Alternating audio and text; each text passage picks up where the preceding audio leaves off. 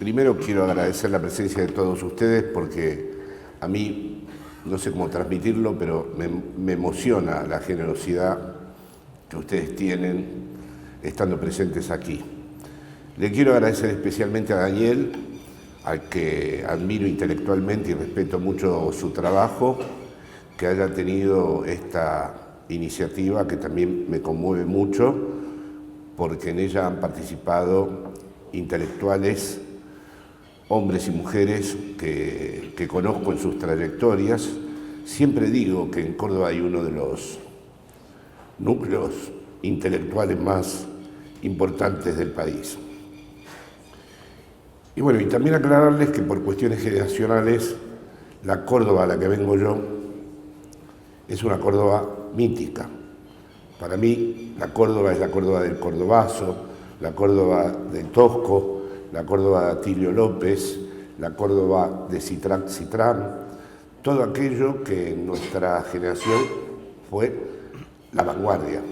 Y esa es la Córdoba que siempre tengo presente para mí, y eso les puede dar la medida de lo emocionante que es para mí, del desafío que para mí siempre implica estar aquí. Esto era lo que quería agradecer antes que Daniel ya tomara la palabra.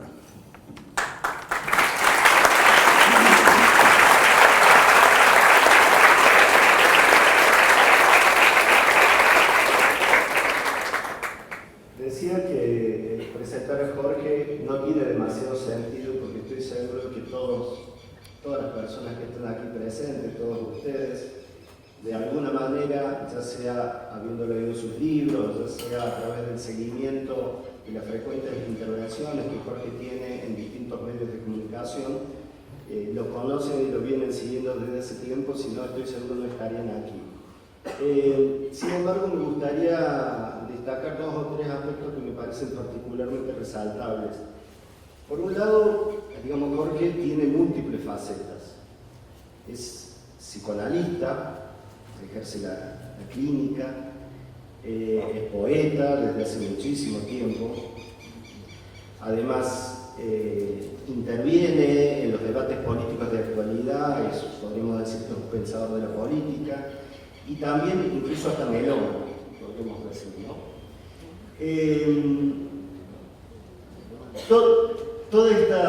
La música, sí, melómano. Exacto.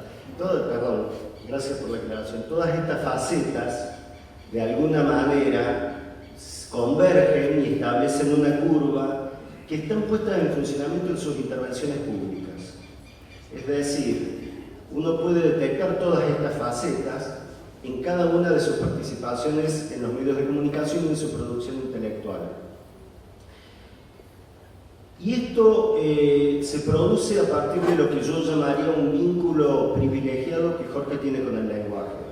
Tiene una capacidad comunicacional extraordinaria, tiene una capacidad de transmisión de conceptos, de ideas, de una producción intelectual muy densa, muy profunda, pero a su vez puede de alguna manera ofrecerla de un modo muy accesible. De esta manera combina un enorme rigor teórico con las urgencias de la realidad más inmediata. En Jorge, la producción de Jorge integra una multiplicidad de textos, pero a su vez yo diría que lo más destacado de Jorge, además de su producción intelectual, es esta capacidad de poner el cuerpo.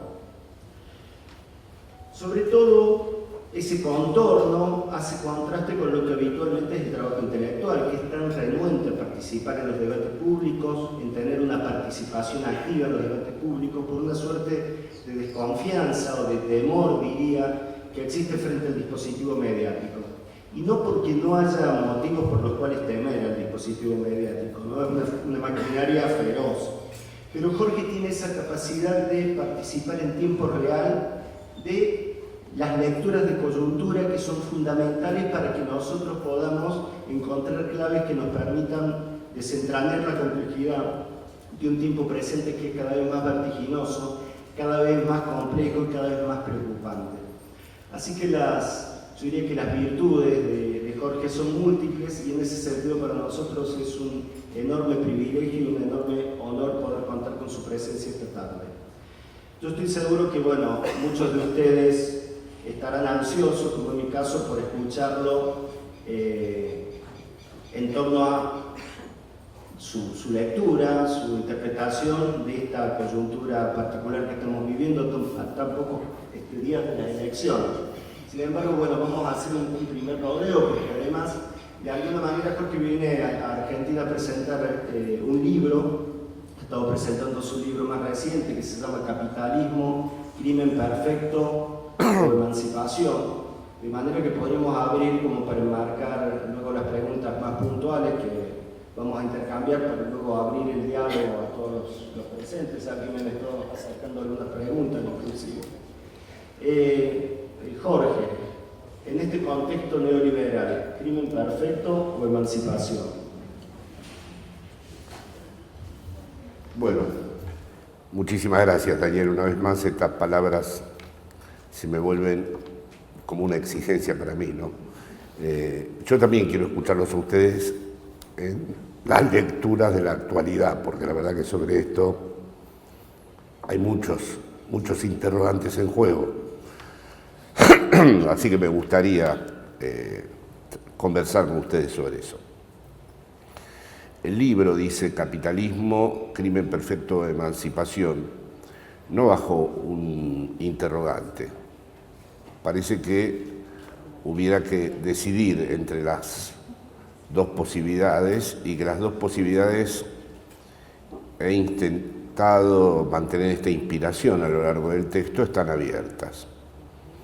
En primer lugar, porque el capitalismo, yo me inspiro en distintas lecturas, pero básicamente para pensar el capitalismo hubo una referencia central, que es una intervención de Lacan en 1972 en Milán, que él denominó discurso capitalista, en donde ya anticipaba lo que podríamos denominar la matriz del neoliberalismo, es decir, un lugar mega conectado que todo el tiempo se expande indefinidamente, en donde es muy difícil situar cuál es el lugar de su corte y especialmente lo que le da su carácter histórico al neoliberalismo, que no podemos imaginar ni concebir su salida, no podemos concebir cuál es el después.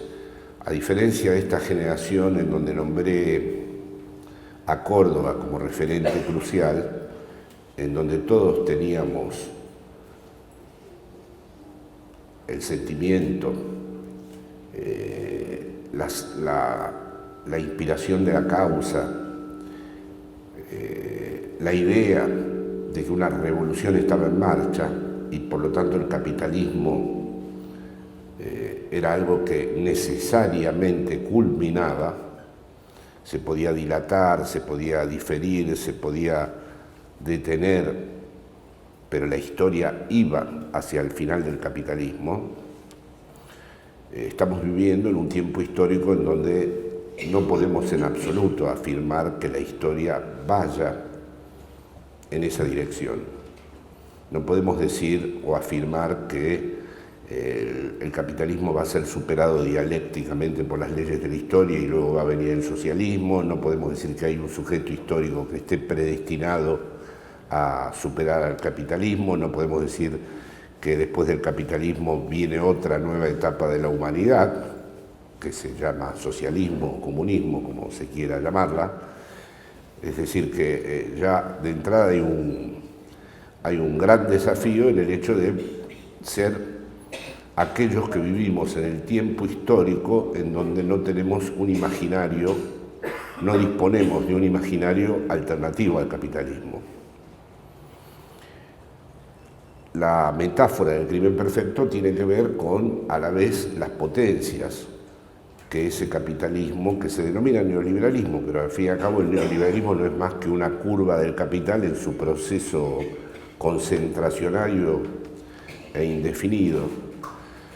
Se lo llama crimen perfecto porque ha demostrado a través de distintos dispositivos que puede comprometer a la vida misma, que puede no ser solo una opresión exterior o una fuerza que nos oprime y nos domina, sino como algo mucho más radical, un tipo de dispositivo que incluso constituye a las personas como tal.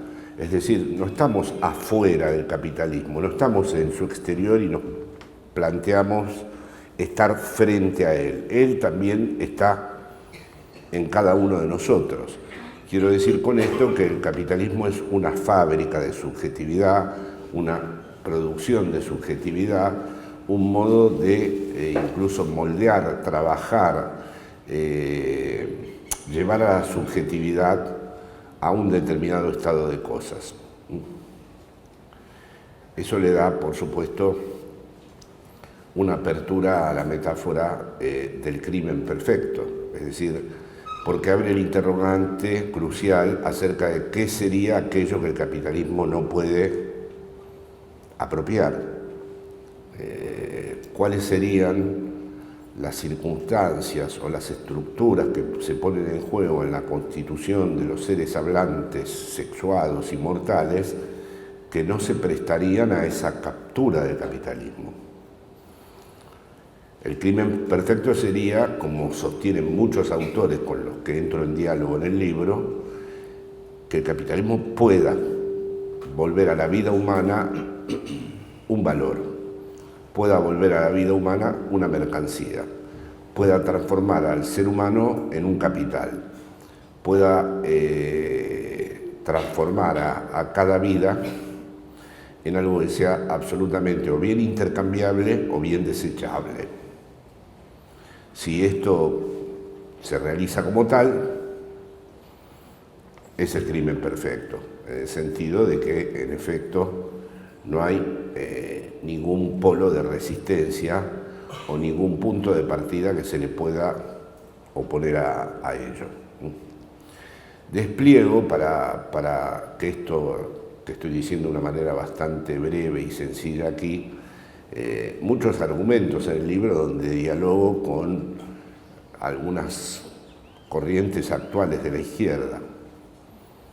izquierda que a la vez se siente en un periodo de melancolía, porque siente que es muy difícil ya escalar la cima.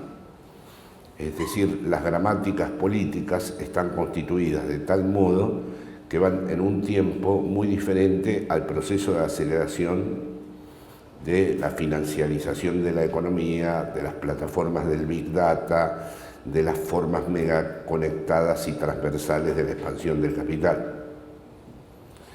Por lo cual, si bien, en esto no soy relativista, las ideas de las izquierdas o de los movimientos nacionales y populares en Latinoamérica son superiores éticamente, no es lo mismo pensar en un mundo de justicia e igualdad que pensar que cada uno se las arregla como pueda. No es lo mismo pensar que tendría que haber algún tipo de advenimiento de una nueva realidad, a pensar que así como están las cosas deben seguir. O sea, las ideas de izquierda me parecen contener distinto tipo de imperativos éticos que las hacen claramente, por eso no soy relativista, superiores. Cuando digo ideas de izquierda, no imaginemos que estoy hablando de la autodenominada izquierda argentina, porque yo pienso que uno no puede decir por televisión que va a tomar el Palacio de Invierno. No se puede decir por televisión que uno le va a dar la gestión a la clase obrera y que va a expropiar al Fondo Monetario Internacional, porque cuando uno hace eso, más bien constituye una identidad para sí mismo, y entonces la palabra izquierda solo sirve para decir que el otro no es de izquierda. Es decir, si uno no explicita cómo es el modo de construcción político que estaría implicado en ese proyecto, eso no es izquierda. La izquierda no es una declaración. La izquierda no es nominalista, la izquierda no es decir, soy de izquierda porque creo, como hay un muchacho que siempre me pone abajo de todo lo que yo escribo en el muro, estoy a favor de la propiedad socialista de los medios de producción. Y yo le digo, yo también. Ahora, tendrías que explicar realmente para que esto no sea una frase puramente enunciativa que te da una identidad, que me parece muy bien que estés contento con la misma, cuál sería el proceso y sobre todo cuántos miles de muertos van a tener que producirse y quién va a poner los cuerpos y sobre todo cómo vamos a hacer todo eso sin ir al lugar donde nos están esperando para matarnos, ¿no? Y sobre todo cómo vamos a lograr eso sorteando la lógica sacrificial que estuvo presente en los procesos revolucionarios. Entonces no estoy hablando de esta izquierda, hablo de la izquierda que intenta construir una mayoría. En esto sigo la línea de los movimientos nacionales populares latinoamericanos, la línea de Gramsci, la línea de Laclau y humildemente mis propias consideraciones.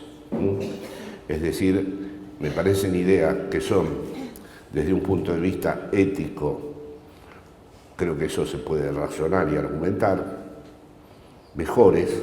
No las personas de izquierda, no digo que las personas de izquierda sean mejores que las personas de derecha, porque eso sí que no está comprobado de ningún modo, ¿no?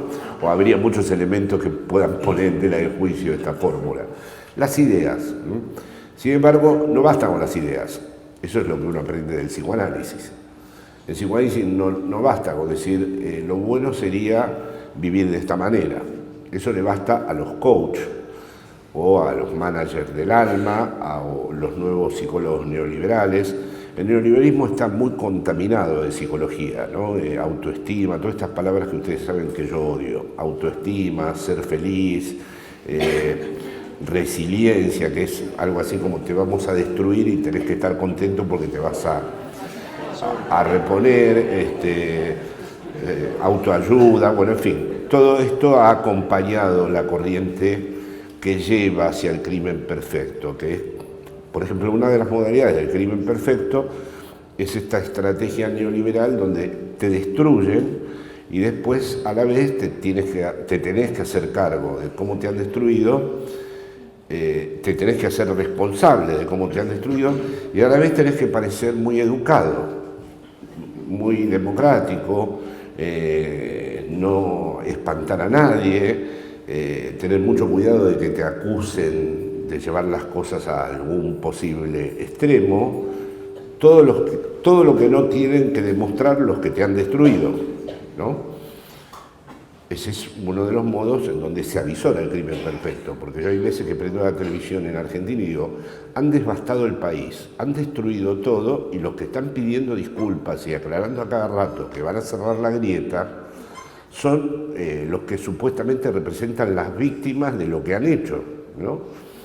Es decir, que esto nos muestra, y eso no es una realidad argentina, es como una matriz mundial. La izquierda pide disculpas en todas partes.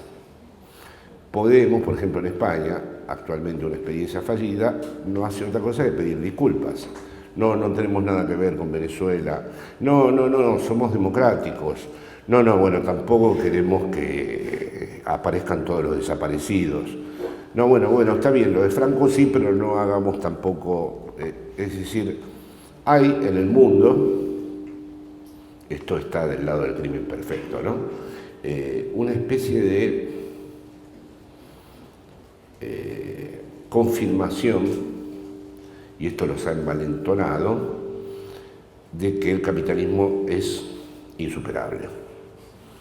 Y que en todo caso cabe esperar lo que muestran todas estas series distópicas que se ven, que los propios norteamericanos e ingleses no necesitan llamar a ideólogos marxistas, saben hacer ellos mismos un desmontaje de su propia lógica.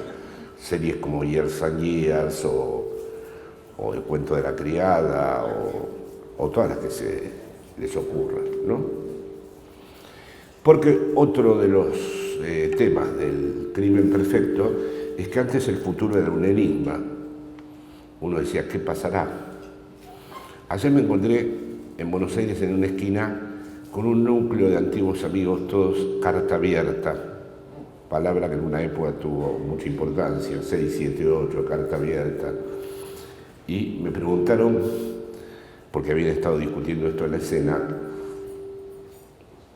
extraña discusión tenían estos amigos, pero bueno, estaba mi amigo Horacio González Etrero.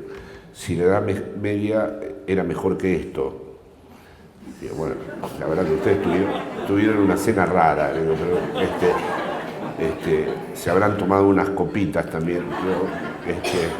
Pero bueno, al margen de cómo fue la Edad Media, que habría mucho que discutir al respecto, y además debe haber medievalistas aquí, había por momentos pensamientos apocalípticos también en la Edad Media, pero ahora no hay pensamientos apocalípticos, ahora hay una certeza de que en el futuro hay una especie de atractor que te solicita y que te dice que se va a acabar el mundo en 50, en 100 años o en 20. La vez pasada estaba en la costa de Levante español, un lugar que siempre me parece tranquilísimo. Se desató una tormenta inusual y de golpe el mar quedó color marrón y surgieron ratas, culebras. Y entonces, claro, recordé que hubo 33.000 desaparecidos en un año en ese Mediterráneo. Y dije, claro, uno de estos días uno se levanta y el mar no está más. Es decir, hay una sensación, como decía antes, de que ya no es un enigma, de que si hay algo que no se desvía, la marcha inexorable es hacia un proceso en donde más que verse superado el capitalismo, lo que va a verse superada es la propia vida, el mundo y las condiciones de lo común, de establecer comunidad. Sí, durante los últimos 100 años, por lo menos, el capitalismo ha estado asociado a la democracia, a procesos de democratización, por lo menos aparentemente desde el punto de vista del armado retórico. Hoy nos encontramos con una disociación importante, ¿no?, entre capitalismo y democracia. Estamos viviendo una torsión que nos pone frente a nuevos desafíos, ¿no?, donde la democracia evidentemente está siendo claramente dejada de lado como ideario, ¿no? ¿Cómo lo ves? Sí, es exactamente así, porque la gente ya no decide más sobre las cosas que van a afectar centralmente a su vida. Un ejemplo extremo, porque fue un neoliberalismo desencadenado o un neoliberalismo sistémico, ha sido la Argentina. Es decir, sucedieron cosas que afectaron directamente a la vida más íntima de cada uno sin que jamás eso se haya votado en ningún lugar, ni deliberado racionalmente en ningún lugar, ni sin que hubiera intervenido, para utilizar una expresión antigua de Habermas, ninguna razón dialógica. Todo sucedió porque tenía que suceder, intentando incluso naturalizarlo, ¿no? Como dijo uno de los ministros, los argentinos tienen que empezar a disfrutar de la contingencia, ¿no? Es decir, disfrutar de que se pueda caer y derrumbar todo tu mundo sin que además se sepa dónde se decidió eso y por qué se decidió eso. En un orden más atenuado, porque los países centrales todavía tienen un neoliberalismo distinto, les hace de barrera el estado de bienestar, que cada vez es más frágil, porque también la desigualdad va en aumento. Sucede otro tanto, es decir, la desafección que hay hacia la política y que está capitalizando la ultraderecha en muchos lugares del mundo, es porque hay un sentimiento muy fuerte que se instala en muchos sectores de la población, en muchos sectores además populares, de que la política no sirve para nada, que los políticos no sirven para nada, que los políticos están solo para robar, y entonces ese es el núcleo de la ultraderecha. Los políticos son ladrones, la política no sirve para nada, y luego hay un elemento que es central en la constitución de los discursos de ultraderecha, que si lo tuviera que describir en términos lacanianos, es pensar que una totalidad se puede delimitar como tal, circunscribir como tal, consolidar como tal, en la medida en que tenga una excepción, que son los inmigrantes. Es decir, los inmigrantes amenazan esa totalidad identitaria que se mantiene a través de los siglos en nosotros, y entonces el exterior constitutivo de esa totalidad es el inmigrante. Esto es muy sintomático porque hay una corriente marxista fuerte en Italia, que ahora ya tocó sectores en España y en Francia, que para no quedarse afuera del partido también se han vuelto xenófobos. Dicen que los inmigrantes es un servicio, utilizan categorías marxistas, la categoría marxista del ejército de reserva. Los inmigrantes vendrían a cubrir lo que Marx llamaba el ejército de reserva, es decir, tener un sector al que se le pueden pagar salarios bajos y explotarlos ilimitadamente, y por lo tanto la izquierda tiene que ser anti-inmigración, y han asumido valores de la ultraderecha. Pero no acaba ahí el cuento de este nuevo marxismo de derechas. Dicen que están contra el movimiento gay, contra el LGTBI, porque hay que volver a la familia, al sentido del honor, a las familias construidas con la diferencia natural entre los sexos. La diferencia natural entre los sexos es un oxímoron, algo que no se sabe dónde existe eso, pero bueno, incluso uno de los filósofos propone retornar al italiano arcaico, es decir, una construcción identitaria fuerte que estaba en la ultraderecha y que se ha desplazado a la izquierda, citando a Gramsci, a Lenin, incluso a Lacan citan, y todo esto del declive del nombre del padre, en fin. Y ahí está, es un síntoma que es muy, me parece a mí, interesante a considerar. Y esto está en relación a lo que planteaba Daniel, ¿no? Hay una especie de tendencia del capitalismo actual al estado de excepción, a que la estructura democrática haya quedado, vamos a decir, puesta entre paréntesis por los organismos internacionales. Porque ¿dónde se van a hacer las guerras? Hay dos formas de captura de los países actualmente: endeudarlos o invadirlos militarmente. Según qué lugar del mundo te toque, o te bombardean o te endeudan. Y ni siquiera los países que endeudan y bombardean, sus habitantes tampoco participan de estas decisiones. Así que en ese aspecto sí, efectivamente, la cuestión de hacer retornar al Estado la política y de volver a un Estado democrático, que en principio no parecería una cuestión revolucionaria, sí hoy en día podríamos decir que constituiría uno de los escalones posibles, una de las superficies posibles de los proyectos emancipatorios. Por ejemplo, ahora aquí en la Argentina somos una especie de barquito de madera muy frágil, con grandes remadores, eso sí, en medio de una tormenta.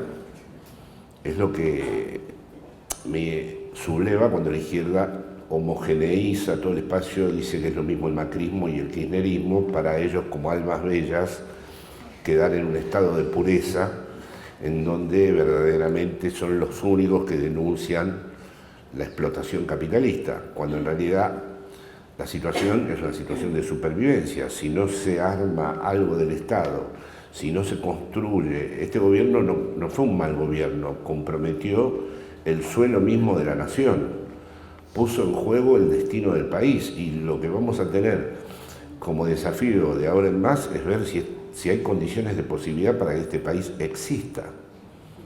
Y cómo van a jugar los factores internacionales, porque yo no dudo en absoluto de quienes han ganado las elecciones quieren que este país exista. Eso ya es en sí mismo muy importante. Otra cosa es que puedan, porque van a tener que lidiar con estructuras a las que no le interesan más los países.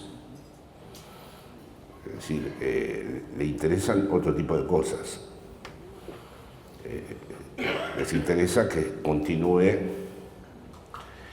un tipo de funcionamiento del capitalismo que verdaderamente cada vez está más alejado, diría yo, de cualquier tipo de principio de gobernabilidad. Ese es el tema principalmente occidental, porque los chinos sí tienen un principio de gobernabilidad. Han combinado una burocracia que han heredado del PC chino con un desarrollo del capitalismo inédito, y esa combinación, diríamos que desde el punto de vista, salvo que Estados Unidos les tire la bomba, la batalla en el interior del capitalismo ya la ganaron. El otro día vi un documental donde había una empresa china en Estados Unidos y exigía 9 horas de trabajo diarias, 15 minutos solo para comer, trabajo de lunes a sábado y ninguna intervención de ningún sindicato. En Estados Unidos, no son los sindicatos europeos ni los argentinos. Bueno, a esa maquinaria va a ser difícil. Es una maquinaria compleja y está determinando a todo Occidente, porque como la palabra clave del neoliberalismo es la competencia, no somos competitivos, la fórmula que acompaña al no somos competitivos es la del ajuste, la de bajar los salarios, la de tratar de ver de qué manera la gente trabaja cada vez en condiciones más precarias. Por eso es un gran desafío, y eso es lo que vuelve interesante a Latinoamérica. Es algo que desgraciadamente los países africanos y asiáticos no están nunca en condiciones de transitar. Sería una larga discusión interrogar por qué. Latinoamérica tiene siempre condiciones, y especialmente Argentina, de encontrarse con legados históricos, con una gran herencia de su movimiento nacional y popular que le permite siempre al final reinventarse y acudir a la cita y establecer un freno a la andadura neoliberal. Un freno, por ejemplo, yo leí en estos días artículos un poco atrevidos diciendo las cenizas del neoliberalismo. Le hemos ganado al neoliberalismo. No. Ni hay cenizas del neoliberalismo, ni le hemos ganado, ni estuvimos fuera del neoliberalismo nunca. Tampoco cuando hubo gobiernos en Latinoamérica, nacionales y populares, no hicieron otra cosa que jugar su partido en el interior del neoliberalismo. No hubo, eso lo discutí una vez con el vicepresidente de Bolivia, no hubo un momento post-neoliberal. Hubo un momento en donde los representantes políticos no adoptaban el punto de vista neoliberal, que es distinto, como los que ahora mismo ganaron en Argentina, ¿no? Entonces, cuando decimos neoliberalismo nunca más, quiere decir, bueno, este neoliberalismo desencadenado no se puede seguir sosteniendo. Eso no quiere decir que podamos voluntariosamente salir. Lo que puede ocurrir es que nos encontremos, y ojalá sea así, en condiciones de establecer lo que Walter Benjamin llamaba un freno de mano, es decir, frenar un poco, ¿no? Volver a discutir lo que merece ser conservado, ¿no?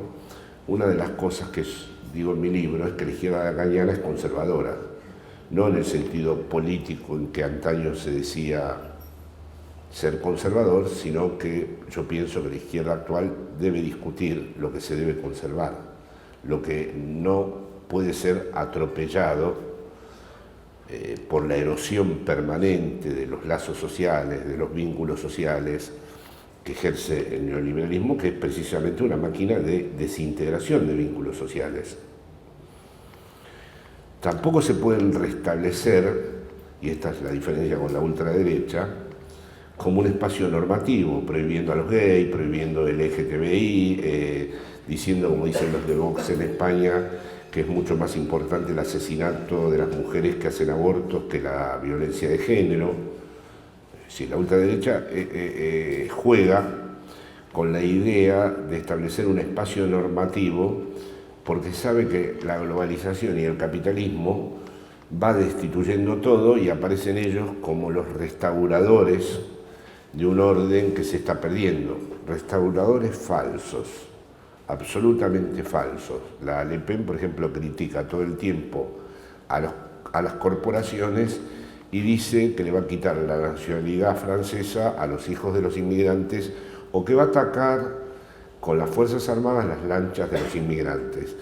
Yo le creo a estas dos últimas cosas, que va a atacar la lancha de los inmigrantes y que le va a quitar la nacionalidad a los hijos de los inmigrantes, no que va a atacar a las corporaciones. Por eso no admito, y eso también lo razono en el libro, que se haya degradado la palabra populismo para caracterizar a Trump, para caracterizar a Salvini, para caracterizar a Le Pen, o para caracterizar a cualquiera que tenga acentos demagógicos o retóricas, vamos a decir, simplistas y apeladoras de cosas así muy sentimentales. Bueno, ya inmediatamente surge la palabra populista. No, el populismo hay que respetar. Tuvimos un pensador argentino que, más allá de las diferencias que uno puede tener con su construcción, demostró cuál era la racionalidad del populismo. El populismo era una respuesta precisamente a cuando ya el capitalismo había dejado de ser fordista, había dejado su etapa industrial, y por lo tanto, si ya no hay clase obrera como sujeto histórico, ¿cómo en lugar de eso, aunque sea muy relevante y muy central la clase obrera, se construye una voluntad popular transformadora y emancipatoria? Eso es populismo. Y no puede tener de antagonista al inmigrante. Cada vez que llaman populista a alguien cuyo enemigo fundamental es el inmigrante, me parece macabra la broma. Es increíble que incluso gente de izquierda utilice así esa terminología. Sobre todo allá en Europa, la izquierda provee, como tiene que pedir disculpas a cada rato, dice: no somos populistas. Pero en realidad la frontera antagónica no es el inmigrante, es precisamente lo que ha llevado a que las demandas sociales no han sido satisfechas. La frontera antagónica está constituida por el elemento que ha impedido y bloqueado la satisfacción de las demandas sociales. Bueno, en fin. ¿Qué pasa, Jorge, que en cualquier ámbito público, sobre todo en lo que alude o refleja la discursividad mediática, uno puede decir y autopresentarse como comunista, como socialista, como anarquista, como ateo, y en principio no moviliza ninguna inquietud, pero si uno se autoproclama como populista, es intolerable, ¿no? Y eso es así. Uno puede ser comunista, trotskista, seguidor de Negri, seguidor de Lacan, seguidor de Derrida, y uno es una persona educada. Pero a mí una vez me pasó una cosa muy curiosa a este respecto en un congreso. Estaba en un congreso de intelectuales en Madrid, en el Círculo de Bellas Artes. Néstor había muerto y yo escribí en página 12 un artículo de homenaje muy emotivo. Para mí el artículo no iba a ser un texto teórico, eran palabras de admiración y emoción.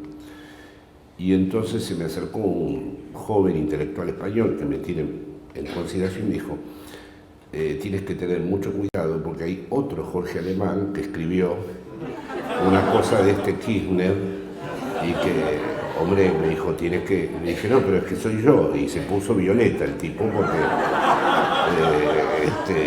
¿cómo puede ser que este señor que habla de Lacan, Heidegger y qué sé yo, sea un seguidor fanático y ciego? Entonces, efectivamente, el populismo es como el mundo plebeyo de ahora, el mundo que no debe tener lugar. Es decir, no es lo clasificable, está fuera del ordenamiento biopolítico de las clasificaciones. Está todo preparado. Los comunistas no intranquilizan a nadie porque son una minoría. La izquierda es testimonial y va a ser siempre también otra minoría. El problema es que alguien quiera verdaderamente disputar el sentido común y hacerse cargo de que también puede formar parte de la mayoría, ¿no? O sea, la mayoría esa que está capturada, uno la disputa. Ese fue el intento inicial de Podemos, que luego, al quedar, digamos, absorbido bajo la forma partido en el Parlamento y al no disponer de movimientos sociales como hay aquí en Argentina, la forma partido lo colapsó. No le dio los instrumentos, no tuvo la liturgia, podríamos decir, no tuvo, digamos, la presencia en la calle y la dinámica, sobre todo, que tiene el movimiento nacional y popular en la Argentina. Sí, volviendo un poquito al libro, un par de cosas más antes de abrir a la intervención de ustedes, de los asistentes. Conversamos con algunos amigos y colegas semanas atrás en torno a este último libro tuyo, que de alguna manera quiero resaltar algo ahí, que es el modo en el que vos recoges una serie de conjeturas que has desarrollado en trabajos anteriores, las has organizado de una manera bastante sistemática en un sentido abierto, digamos, como una suerte de horizonte de intelección, y la verdad que has logrado en el diálogo, además con otros intelectuales que son muy leídos y que tienen mucha presencia en la actualidad, has logrado de alguna manera sistematizar un conjunto de claves para leer el tiempo histórico que tiene enorme capacidad intelectiva. Y en ese conjunto, digamos, de argumentaciones, hay, yo diría, dos elementos centrales que están articulados, sobre los cuales me parecería importante una reflexión tuya, sobre todo en el contexto, digamos, de este presente que se nos muestra, manifiesta de manera bastante sombría, y que vos has descrito bastante bien, que es la importancia de la política, de lo político, y la imposibilidad del neoliberalismo de capturar un elemento esencial, constitutivo del ser humano, que es su inconsciente. Es decir, podrán colonizar la subjetividad, pero el sujeto en un punto es incapturable. ¿Qué relación hay entre política y sujeto? ¿Cuál es el horizonte que se abre a partir de esta reflexión tuya, como para, de alguna manera, hacer un contrapunto con este horizonte sombrío que a todos nos tiene muy preocupados? Bueno, para hacerlo muy breve, porque la pregunta de Daniel exigiría realmente recorrer a muchos pensadores actuales, ¿no? Bueno, primero quiero decir algo de los pensadores actuales. Yo creo que nos toca el turno, en el sentido de que yo, por supuesto, no voy a rechazar el pensamiento europeo, porque cito, dialogo y polemizo con un montón de pensadores europeos. Pero mi actitud es leer ese archivo europeo captando también cuáles son las huellas eurocéntricas. Es decir, no me interesa ya seguir siendo el mejor alumno de Badiou, o el mejor alumno de Lacan, o el mejor alumno, es decir, me parece que en cierta forma uno, por supuesto que tiene que, cuando yo tengo que dar una clase de Lacan, la trato de dar de la mejor manera posible y le hago, no le hago decir a Lacan otra cosa que lo que Lacan intentó decir. Pero yo, en mi trabajo teórico, le hago decir lo que se me da la gana y lo que venga al caso, porque pienso que si no estamos condenados a una especie de el mundo latinoamericano de epigonismo permanente, en donde basta ver la bibliografía de cada uno y todo el mundo cita autores europeos y jamás se constituye una comunidad.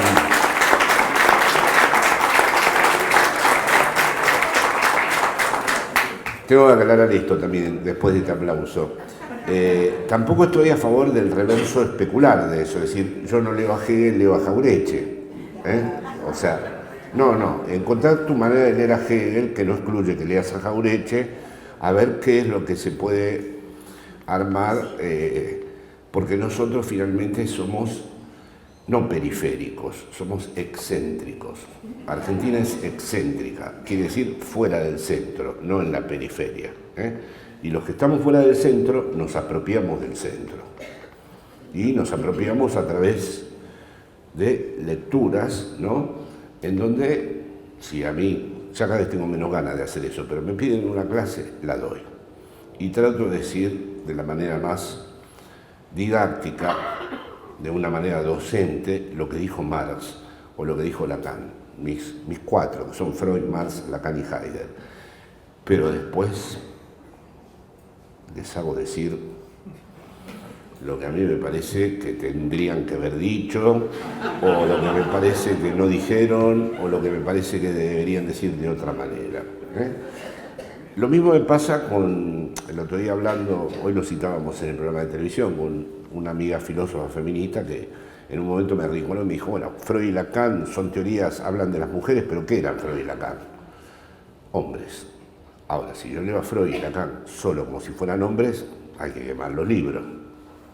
Tengo que pensar que cosas que dijeron Freud y Lacan no pertenecen exclusivamente a lo masculino, sino entramos en círculos identitarios que clausuran uno de los movimientos que tal vez sea más atractivo, que es el feminismo, y que me parece que su atractivo precisamente ha venido para agujerear las identidades, no para consolidarlas. Entonces, bueno, donde descubramos, como le decía yo, donde descubramos que Freud habla como un hombre, bueno, transformemos eso que dice Freud. El otro día mis amigas, que aprecio mucho, Paula Viguieri y Gloria Perelló, dos discípulas de Laclau, me dijeron, Lacan con lo del nombre del padre. Bueno, ¿qué tenemos nombre del padre? Sí, finalmente el nombre del padre es un punto de anclaje, es decir, el problema que tenemos es el siguiente, hay una estructura que se puede dispersar, se puede diseminar. ¿Cómo es que esa estructura, que es abierta, incompleta e inconsistente, no se dispersa? ¿Cómo es que se anuda? Bueno, llama a ese momento de anudamiento como se te dé la gana, el nombre de la madre, tu nombre, es decir, no tengo ningún problema. Si eso es heteropatriarcal y falocéntrico, lo reemplazamos. Lo que sí no creo, que también hablo en el texto, es en esto del lenguaje inclusivo, que me parece una versión positivista y neoliberal del lenguaje, que es creer que el lenguaje puede nombrar todo. Eso es el proyecto de la publicidad, el proyecto de la psicología actual, nombrarlo todo. No, el lenguaje siempre vive, y aquí entro en la otra cuestión que plantea Daniel, gracias a lo que no puede nombrar, gracias a lo que no puede llevar del todo a la palabra, gracias a lo que es imposible de decir. Y ese es el elemento que se puso en juego en la propia constitución del sujeto. Lo que trato de defender yo para que el crimen sea perfecto es que el sujeto no nació en el poder, que el poder no constituyó al sujeto, porque si solo somos el resultado de operaciones del poder, ¿cómo vamos a contrarrestar eso? ¿Cuál va a ser el punto en donde podamos dar alguna batalla con respecto a esto?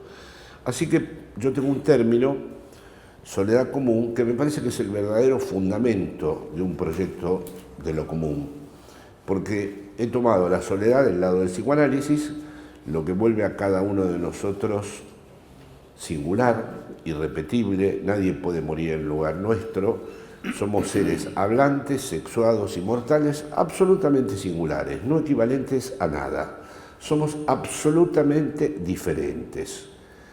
Esto es lo que nos lleva a una especie de solipsismo, autismo, individualismo. No, esto es lo que tenemos en común. Lo que verdaderamente tenemos en común no es que somos de Boca, o que somos cordobeses, o que somos, como cree la ultraderecha, de tal identidad nacional. Lo que tenemos en común es que hay una parte de nosotros mismos que nunca está representada. Hay algo en nosotros mismos desconocido para nosotros mismos. Hay algo que en nosotros mismos sucede porque nos han precedido las palabras de nuestros padres, las palabras de nuestros antepasados, nuestras propias herencias, nuestras propias tradiciones, y habitan en nosotros de manera imprevisible y contingente. Y gracias a que hemos nacido, aunque sea una millonésima de segundo antes, en la lengua que en el poder, hay soledad común, que para mí es la verdadera palanca, ¿no? Esto lo he discutido mucho con los lacanianos, me dicen, no, el psicoanálisis se ocupa del goce de cada uno. Bueno, esto es lo que tenemos en común, si no, no habría comunidad. Lo que hace a la comunidad es las imposibilidades que hay. Hay comunidad porque no todo es intercambiable. y empezamos a soportarnos porque cada uno tiene algo en donde su ser está muy seriamente comprometido, que no es intercambiable como si fuera una ficha. Lo que a mí me falta, por ejemplo, no es moneda de cambio, es a lo que me aferro. Gracias a eso que me falta, he podido hacer alguna cosa. No voy a soltar eso porque es una carencia o porque es una falta. Pero, evidentemente, también tengo que saber que al otro también le falta. Y que el verdadero fundamento de la comunidad no es que un día nos ponemos todos de acuerdo para hablar pacíficamente, sino cómo soportamos lo que cada uno hace con sus propias faltas. Este es, para mí, uno de los puntos de partida a la hora de pensar los lazos sociales, ¿no?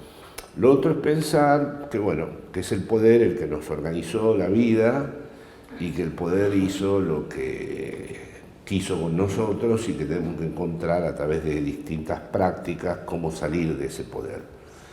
Pero yo no veo el asidero de esas prácticas si no admitimos previamente que nuestro lugar de constitución no es el poder, sin relativizar nunca luego todo lo que es el poder, ¿no? Sí, el poder. El poder no es solo además represivo, también tiene cosas buenas, como demostró Foucault. Inventa la hipótesis represiva, no alcanza para pensar. Por ejemplo, los titanes en el ring. Eran buenos, parecía que se hacían daño, pero eran muy buenos. No se mataban, ninguno le pegaba fuerte al otro, o si lo hacía por casualidad. Era un invento del poder, eso era mediático. Todos los sábados a la noche en mi generación se veía. Yo le preguntaba a mi padre si era cierto que se estaban haciendo eso o no.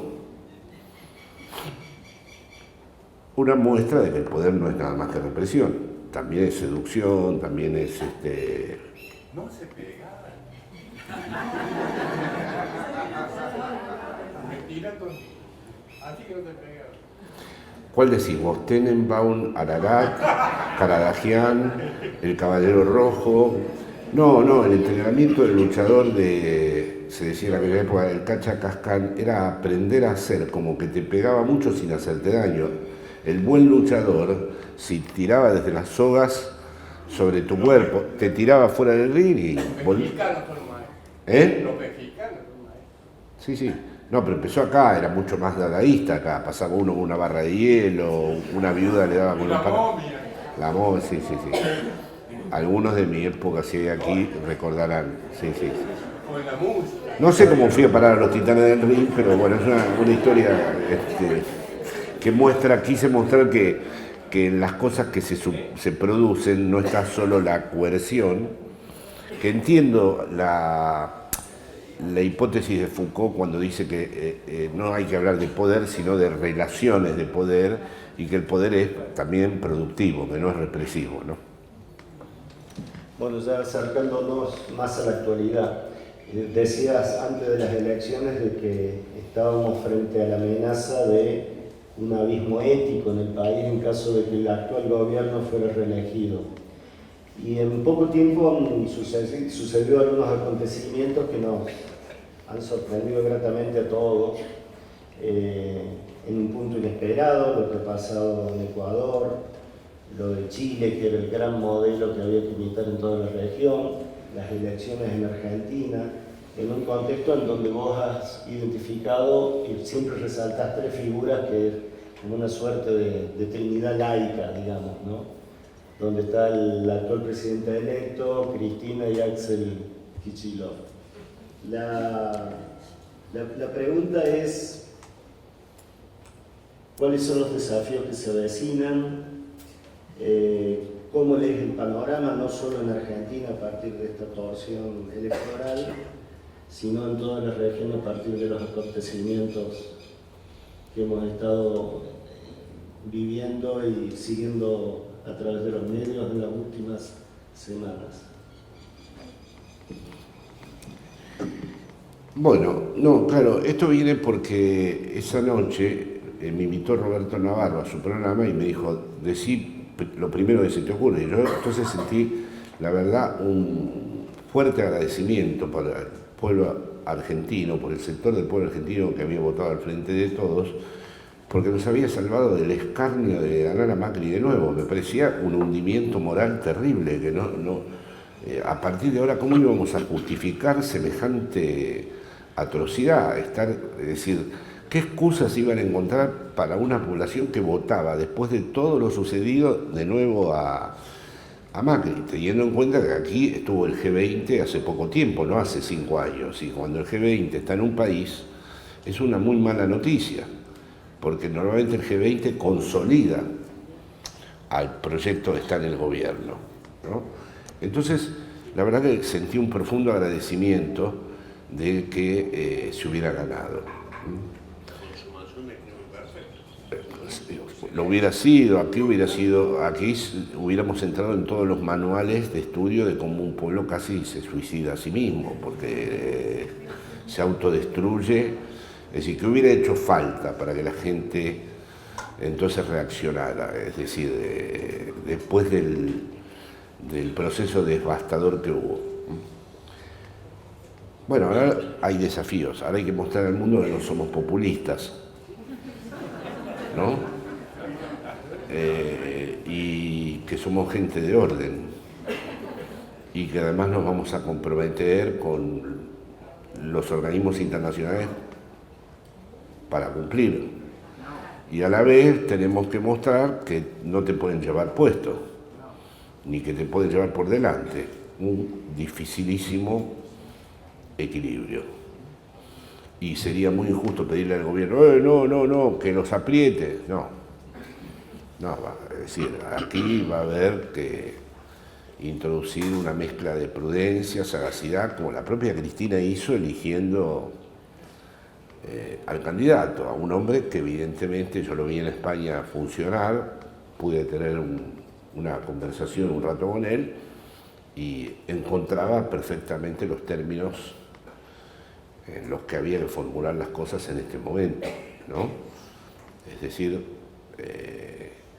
la idea de que somos serios, vamos a cumplir, pero tampoco te vamos a servir en bandeja todo. Esto vamos a ver después cómo transcurre. Hay elementos muy interesantes. Primero, la orientación semisocialdemócrata del presidente dentro del peronismo en este momento me parece oportuna. Es una conjugación interesante en un momento en que la política se cae a pedazos en todas partes.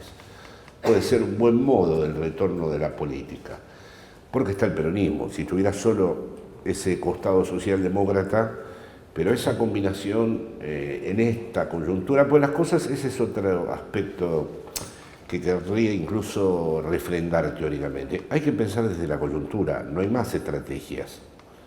No se puede pensar, mira, estoy pensando una cosa para dentro de 30 años. En política eso no va más, ¿no? Cuando éramos jóvenes decíamos, ¿vos cuánto tiempo pensás que tardará en llegar el socialismo? Y 20 años más o menos, 25, uno decía 40, otro decía 10, otro decía yo creo que dentro de 2 años ya, bueno, ahora no hay nada de esto y hay siempre la exigencia y la urgencia de la coyuntura. Luego hay una especie de revolución cultural que es Axel. Ninguna teoría social hubiera podido refrendar que este muchacho judío del Nacional Buenos Aires, de la tesis doctoral de Keynes, de la medalla de oro, estuviera en el conurbano, que es la metáfora más contraria, en principio, a lo que sería la idiosincrasia de Axel. Pero sin embargo, yo he estado con él en el conurbano y tiene una extraña química con la gente. Vamos a ver qué surge de ahí, ¿no? Y luego, bueno, está la incógnita de ese 40%. Eso lo estoy trabajando últimamente en mis seminarios, lo trabajo también en mi libro parcialmente, que es la relación perdonen por la oscuridad un poco del concepto, entre ideología y fantasma, porque la ideología no es solo un modo de representarse consciente el mundo. No, en la ideología intervienen factores que participan de lo que el psicoanálisis y especialmente Lacan llama el fantasma. Y se conforma una especie de macizo ideológico en la cabeza de la gente, cada vez de una manera más condensada y densa, que hace que la gente lea solo aquello que confirme su punto de vista y hable solo con los que también van a confirmar su posición y solo escuche y atienda de tal manera que uno escribe el libro para los que ya están convencidos de lo que el libro propuso y habla para los que están convencidos de lo que no, y no tiene, es un problema que surgió en el psicoanálisis. Ciertas interpretaciones no logran tocar el núcleo fantasmático del sujeto. Esto lo he trasladado, porque me parece de un enorme interés político, a la política misma, porque cada vez más hay personas absolutamente blindadas que han como construido un círculo inmunitario y que son impenetrables, ¿no? Que no pueden, y que incluso, esto se vuelve más interesante en este punto, fueron severamente dañadas por este proceso político y no pueden admitir de todas maneras ninguna otra alternativa que volver a votarlos. Es decir, que ahí hay un problema que ya desafía a las lógicas militantes anteriores. Hay que entender bien, de nuevo, el problema del sujeto. Y esta relación de frontera, diría yo, que hay entre el fantasma y la ideología, que constituyen, la expresión es de Althusser, una especie de macizo ideológico, ¿no? Entonces, me pasa muy seguido en Buenos Aires, estoy hablando con un señor que trabaja de camarero, de mozo, o con un taxista, cuando yo le pregunto objetivamente la vida, cómo le ha ido en estos 4 años, ni discute que ha sido horrible, pero al rato aparecen los sintagmas privilegiados, chorra, yegua traidora, se robaron todo, ¿no? Y con eso se retroalimenta algo que desafía el orden argumental. Ellos pueden decir algo semejante a nosotros, pero se supone, ahí está el problema siempre de cómo se dirime esto, es objetivo que este país se endeudó. Es objetivo que en los últimos meses se fueron 23.000 millones de dólares. Es objetivo que hubo un proceso inflacionario, ¿no? No tenemos otro remedio que ir a señalar lo que verdaderamente ocurrió. Una cosa yo te diga, mira, está incendiándose esto aquí al lado y no es ningún incendio, pero si yo te digo que se está incendiando y ves y se está incendiando, convengamos que hay todavía cierta relación entre lo que uno dice y lo que está aconteciendo tendría que haber, ¿no? Si no, estamos en el mundo de fake news y que cualquiera diga cualquier cosa y gana el que más poder tiene. Y ahí vuelve el problema del crimen perfecto, ¿no?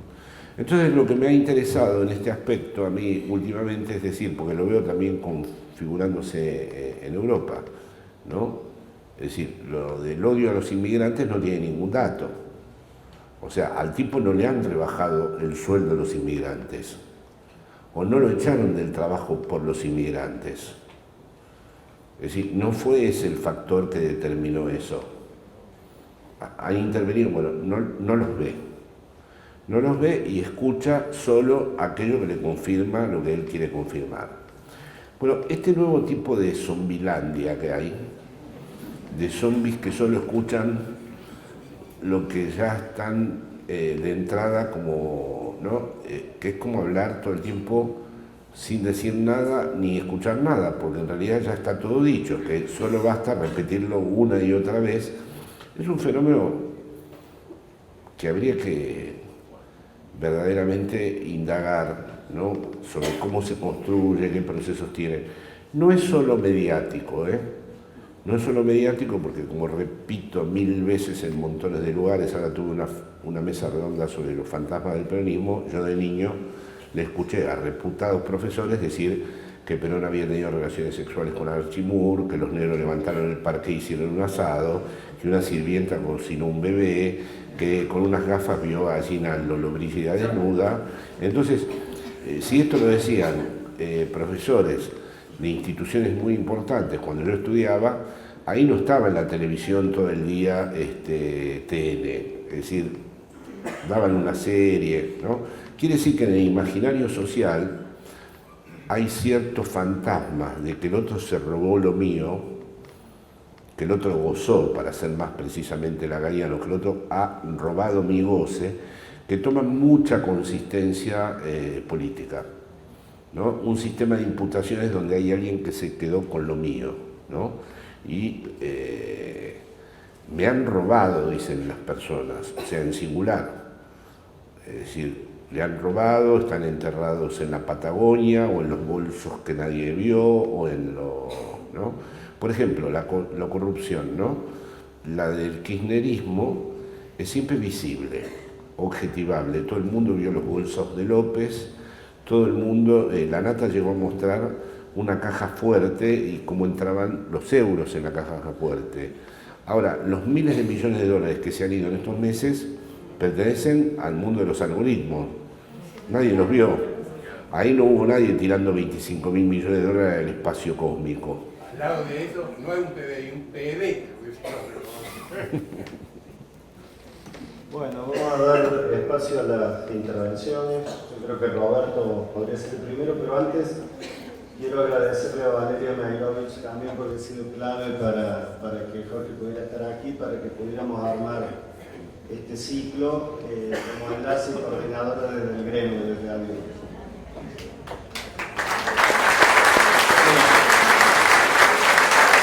Nos acompaña Pablo Carlos también, Pablo es nuestro diputado con el que muchos nos sentimos muy bien representados.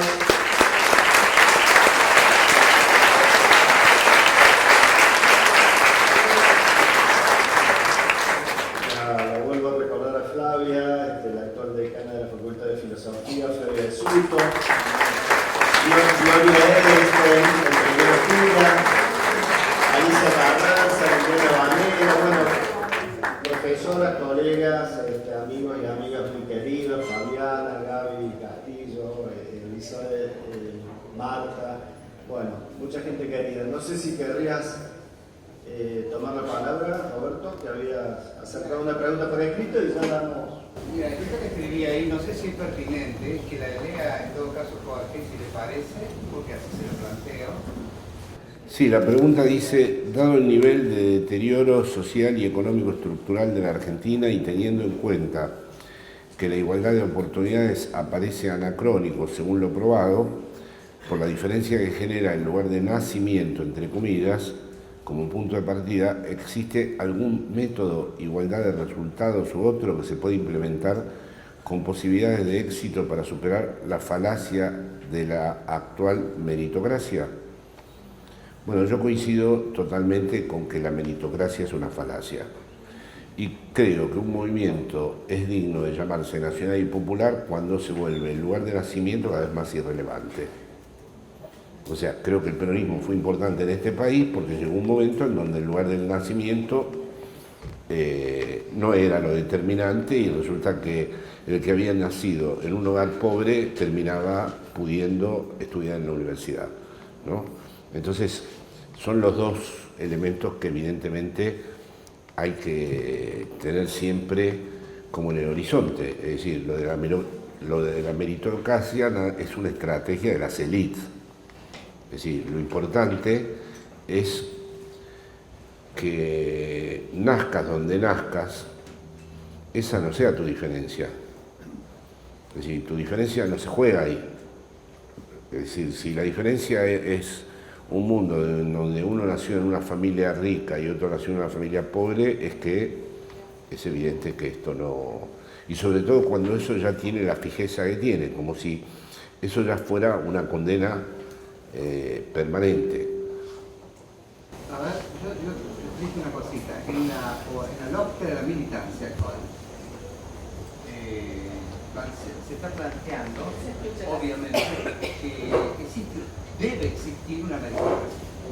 no puede haber una sociedad sin meritocracia. Lo que pasa es que no puede ser el éxito o el prestigio la base de la organización social, o el dinero, el éxito, etc. Tenemos que plantear una alternativa de meritocracia. Entonces la pregunta es, antes hablamos de igualdad de oportunidades, cuando se formaron las ciudades iguales y demás, plantear igualdad de oportunidades. Como Joseph Stiglitz dice, el 90% de las personas que nacen pobres en el mundo mueren pobres en el mundo en este momento. Entonces, la pregunta es, ¿existe una alternativa para dejar de hablar de igualdad de oportunidades?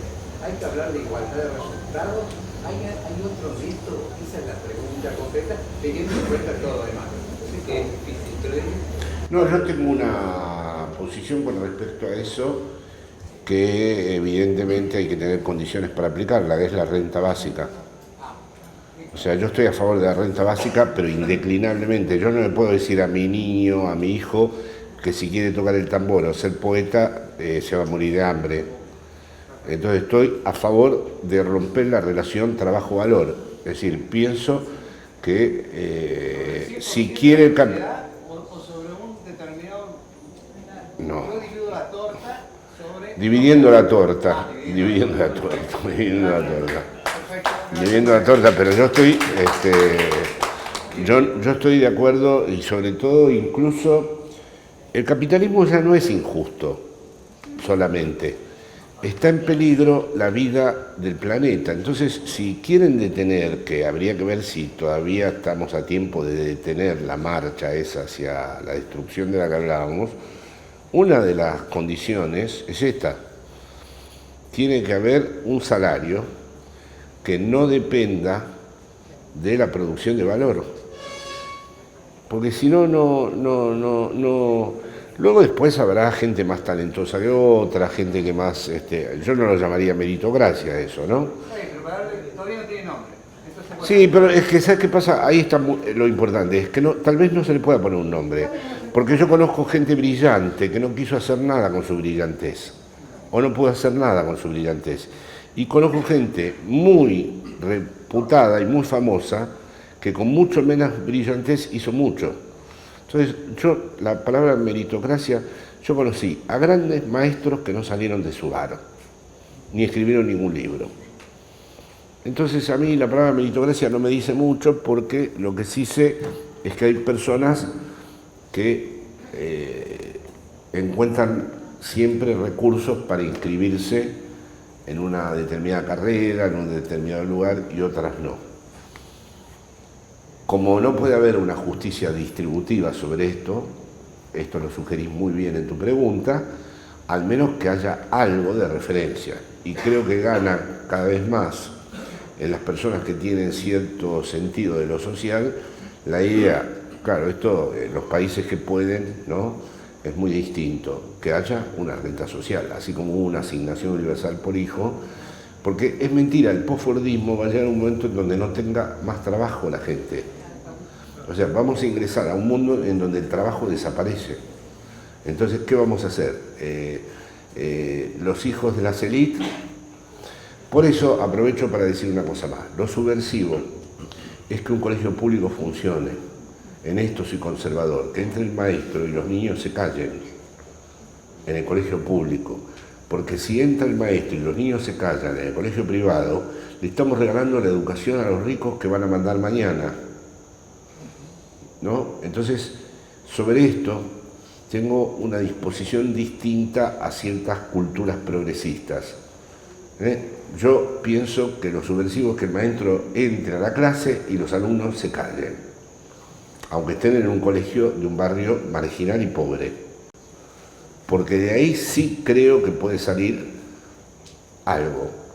Ahora, si uno empieza a aceptar y naturalizar que todo lo que tiene que ver con lo público es un caos general y que solo hay eficacia y eficiencia en lo privado, estamos colaborando con este proyecto. Después termina hablando, por ejemplo, de la meritocracia. Es un término que puso de moda el macrismo.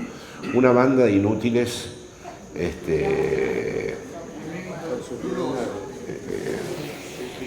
Pablo. Sí. En realidad quería aprovechar las preguntas más para hacer un agradecimiento que una pregunta.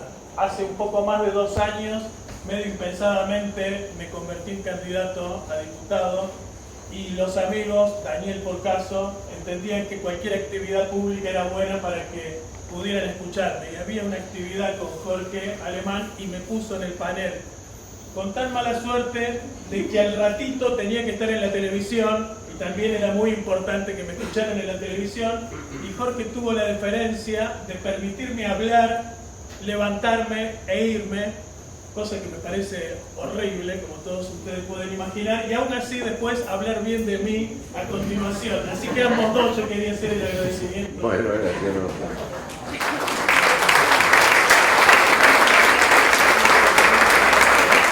Como decía un viejo dicho, para los amigos todo. Había 2 preguntas. Buenas tardes. La consulta mía es la siguiente, va por el lado de que, bueno, después de 4 años del neoliberalismo salvaje, abierto, y creo que muchos somos los que advertimos que la trama social ha quedado severamente dañada, detonada, irritada, muy propensa al desencuentro, desde ese blindaje al que hacías alusión. Necesitamos pistas. El Estado tiene que hacerse cargo de esto, que es volver a reparar la convivencia social. Nosotros como ciudadanos tenemos que hacer la parte que nos corresponda, y esa es la consigna que a mí me está movilizando mucho últimamente. ¿Cómo hacemos otra vez para volver a enamorar y conquistar y hacer parte de este proyecto que es nacional, popular, no populista, a los seres comunes, ¿sí? Ya sean taxistas, carniceros, profesores, maestros o cordobeses sobre todo? Sí, no.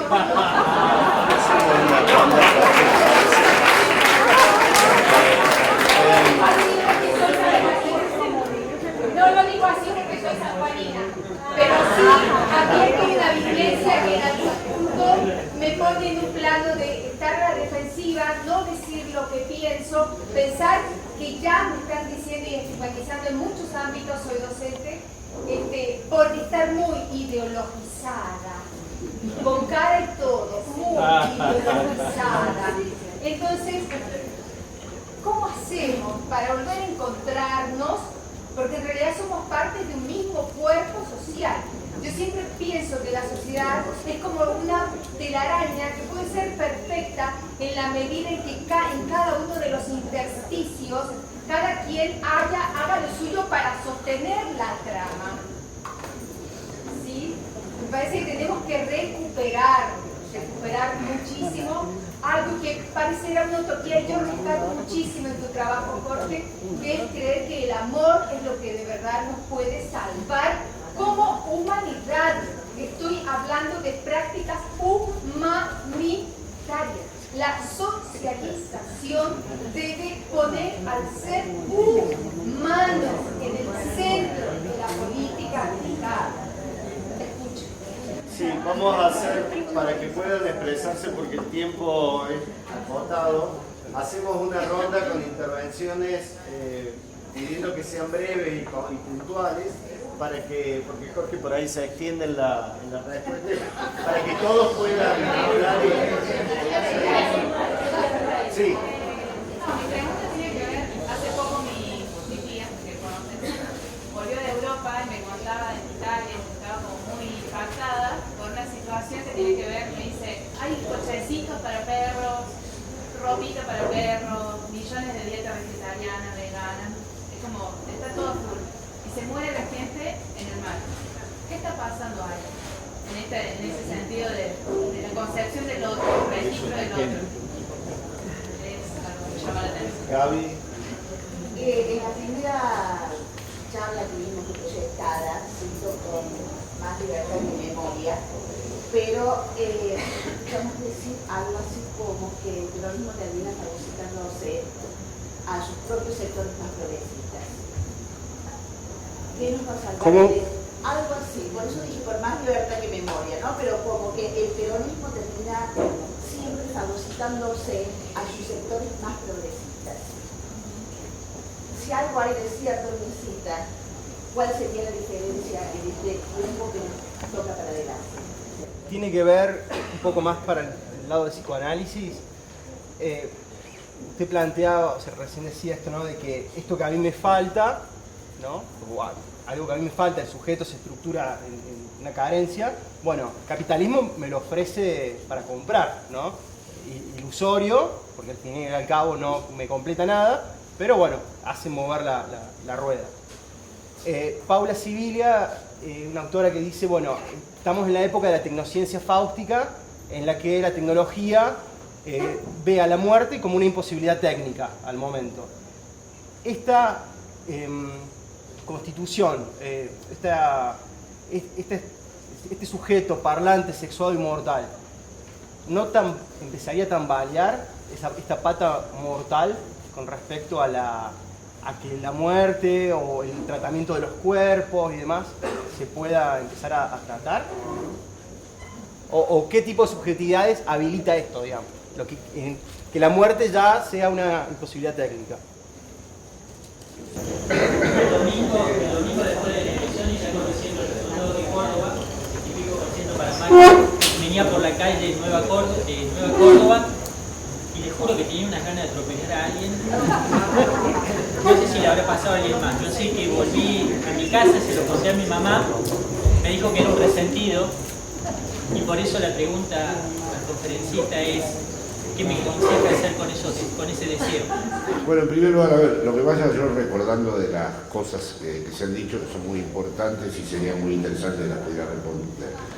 Bueno, movimiento nacional y popular no populista. En mi caso personal, un poco como me gustan los actos performativos. Por ejemplo, Eva Perón había transformado un insulto en algo de lo que se había apropiado. Mis cabecitas, mis descamisados, mis grasitas. El movimiento gay, la palabra queer, quiere decir despectivamente maricón y la adoptó. Así que a mí, populista, a mucha honra. No tengo ningún tema.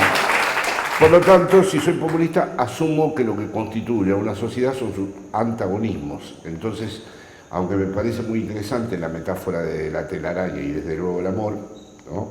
Porque al final el amor es el modo en que cada uno comparte la falta con el otro,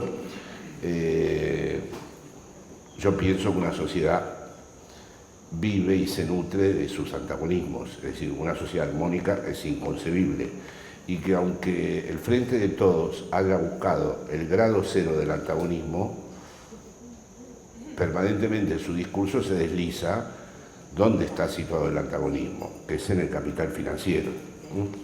Y sin ese antagonismo no se podría constituir políticamente el frente de Todos.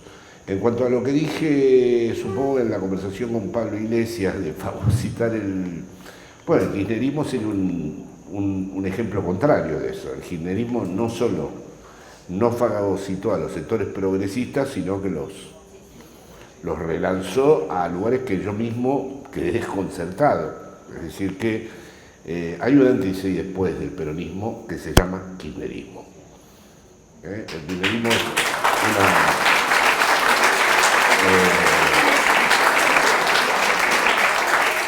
una reformulación radical del peronismo. Incluso creo que este gobierno es un resultado del kirchnerismo. En cuanto al joven que quiere atropellar, no se lo aconsejo porque la verdad es que realmente están esperando que usted haga eso. O sea, que toda la lógica es no hacer lo que el otro... Es decir, ya hicimos aquí en los años 70 eso de ir justo al lugar donde nos estaban esperando, ¿no? Entonces, si hubiera una astucia hoy en día, es justamente no ir a donde nos están esperando. O sea que su madre tiene razón.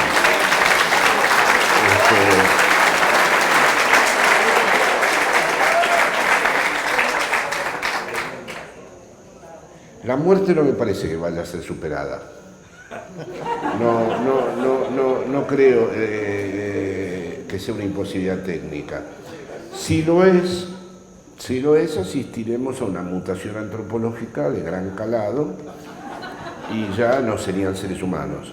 Es decir, sería otro tipo de bicho, ¿no? Y habría que ver, esto es para las películas distópicas, primero habría que ver si esa supuesta resolución técnica es para todos o es para los 2 o 3 que, ¿no? Pero este bicho humano empezó con un gran genocidio, el Homo sapiens, pues terminó al resto de las especies que también pertenecían a la condición de Homo, y no eran menos inteligentes, lo que pasa eran menos crueles. El sapiens ganó porque los liquidó a todos y nosotros venimos del sapiens. Bueno, puede ser, si hay inmortales, todo lo que conocemos hasta ahora de la humanidad desaparece. Desaparece porque en esto creo, como Heidegger, que uno de los elementos que nos singulariza es nuestra condición finita, de que somos seres para la muerte, de que nadie puede morir en nuestro lugar. Se puede morir por el otro, pero no en lugar del otro. Ahora bien, la experiencia del ser para la muerte necesita condiciones. Si hay una fábrica de cadáveres, si echan a la gente al mar y prefieren a los perros, esos no hacen la experiencia del ser para la muerte. Heidegger dice que es muy importante la experiencia del desarraigo, el no estar en casa. Si nunca tuviste casa, porque estás en un país que lo bombardean todo el tiempo, o vivís en un lugar donde la casa es impracticable como hábitat, no haces la experiencia del desarraigo. Yo hice la experiencia del exilio, pues era un privilegio, tenía casa, tenía país y lo tuve que abandonar. Ahora hay gente que no tiene nada que abandonar. Estos que murieron ahí en el Mediterráneo ni siquiera son como los desaparecidos, ya nadie conoce sus nombres. Son muertes, digamos, no llorables, no. Incluso hay un esfuerzo ahora para encontrar los nombres al menos. Los perros hace 70.000 años atrás que fueron adoptados como mascotas. El ser humano eligió a los perros. Y debe haber habido una mutación genética en los perros porque mucha gente les habla y se imagina que el perro entiende. O el perro entiende de verdad, qué sé yo,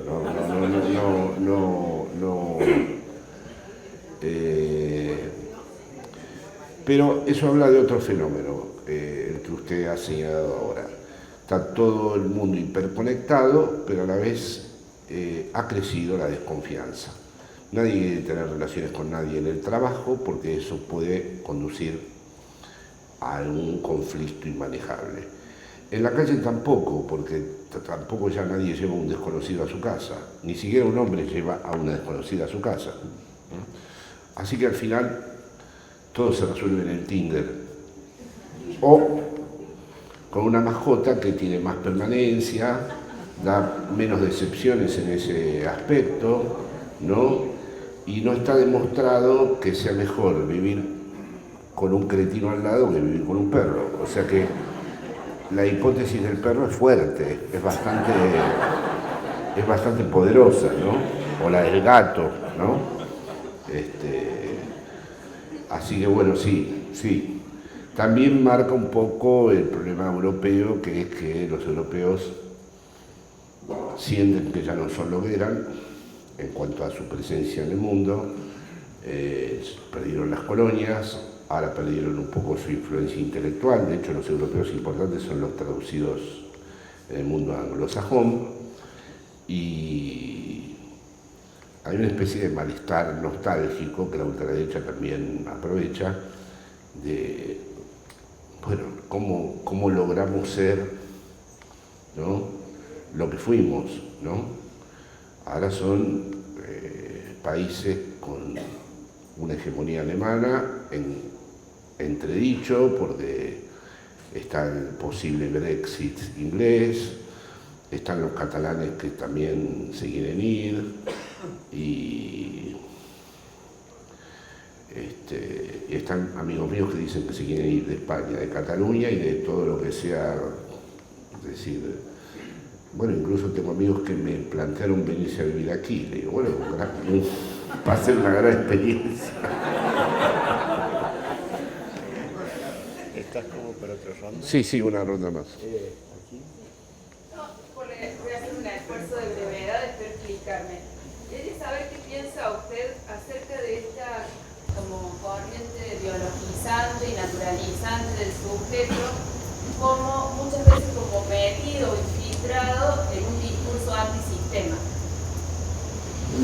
Por ejemplo, no, esta cuestión de es natural que los niños tengan diferentes conductas, hay que dejarlo que madure, no hay que intervenir desde la escuela en ciertas reglas. no, yo estoy totalmente en desacuerdo, mire, yo pienso que, por ejemplo, los niños deben tener claro que son niños y que por lo tanto no son como los mayores. A la vez pienso que los hijos deben respetar a los padres y los padres ser, por supuesto, merecedores de ese respeto. Ser padre o madre es una exigencia que no es algo que solo depende del amor. Yo voy a aprovechar para hacer un comentario antipático. Yo en Argentina veo que los padres creen que ser padre o madre depende mucho del amor, de ser muy afectivos con los hijos. Yo no lo considero así. Es decir, mi padre tampoco, así que vengo de esa tradición, así que admito mis marcas, ¿no? Pero creo que es conveniente para esta vida y para formarnos para esta vida.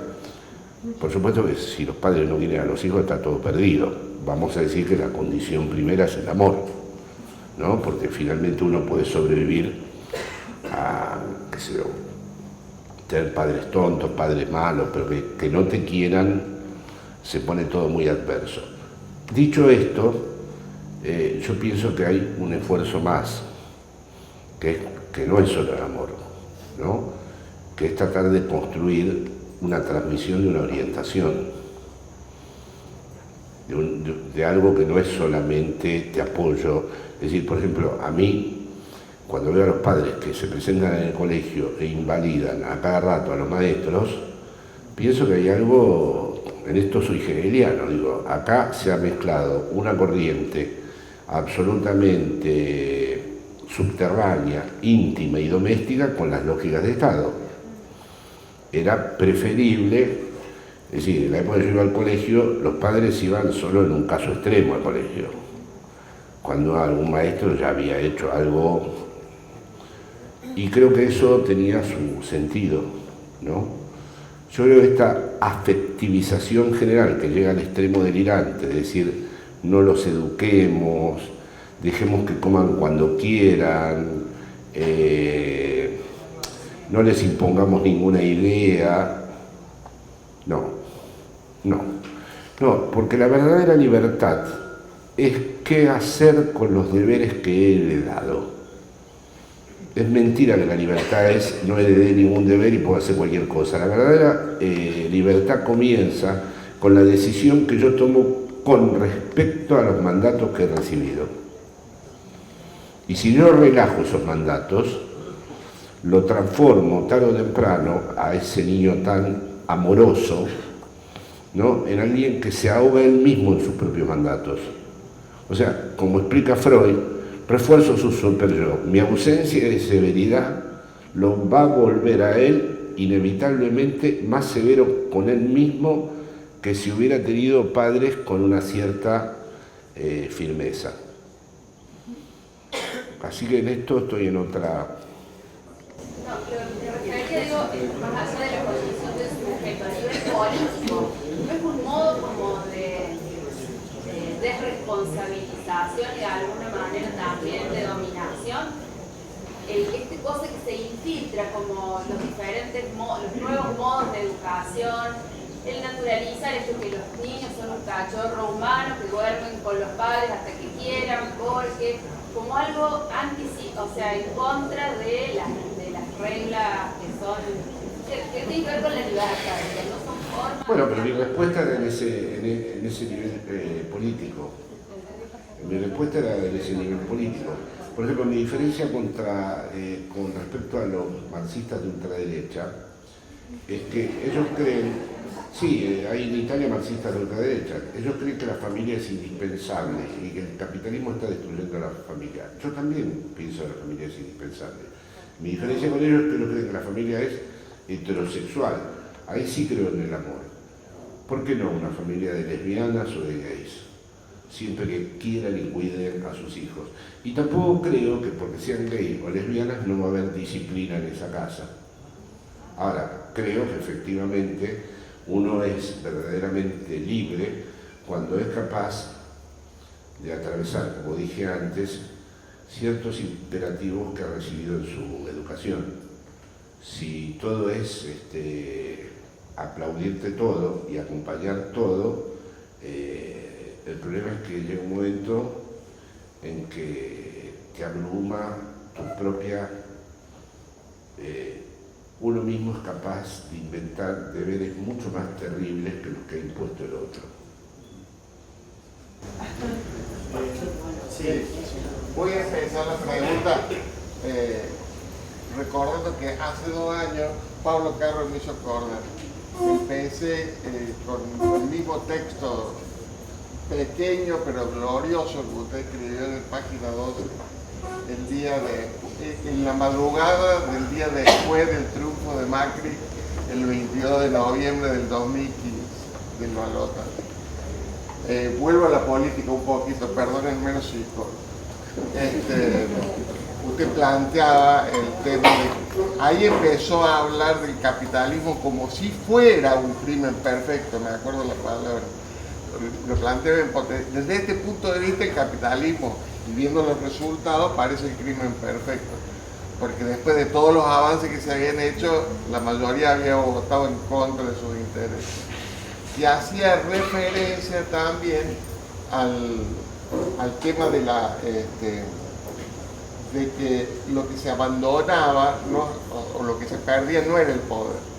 Que el kirchnerismo había sido una experiencia contrahegemónica y que toda América Latina había sido solamente, y que había dispuesto como poder solamente de algunas ventanillas del Estado de donde tirarle piedras así decía el texto, creo que así lo decía. Tal cual, lo está reproduciendo textual y se... Bueno, no, ahora, en aquel momento, cuando Pablo era candidato a diputado, nosotros no teníamos más expectativas de meter a lo sumo 2 diputados nacionales y sabíamos que en Córdoba íbamos a sacar 15-20% de los votos. 15. Ahora ganamos las elecciones, pero volvemos al mismo sitio, en peores condiciones, y después de Macri, volvemos a la misma situación que estábamos en el momento que usted escribió esa nota. Entonces, yo lo quiero ligar con el libro, porque usted habló mucho de la parte del crimen perfecto, pero dijo que estaban abiertos los 2 conceptos. Me falta la parte de la emancipación. A mí también,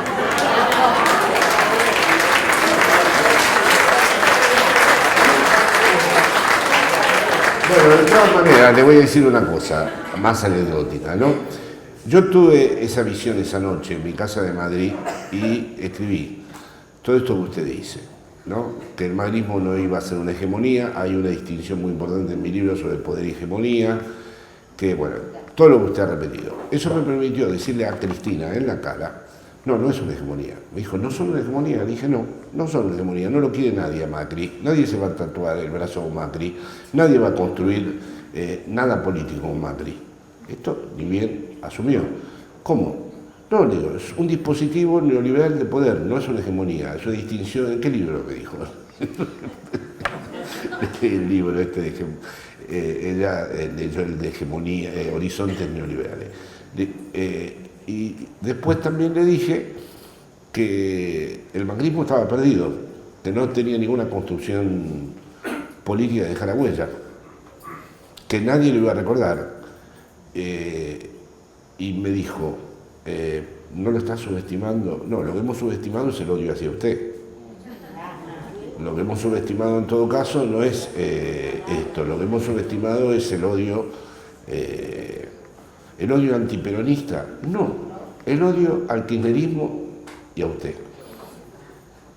Sobre ese tema, porque bueno, como usted sabe, sabemos que el macrismo ganó con más de 60% de los votos y yo no estoy de acuerdo con esta idea de que el 60% que votó a Macri todos son odiadores y demás.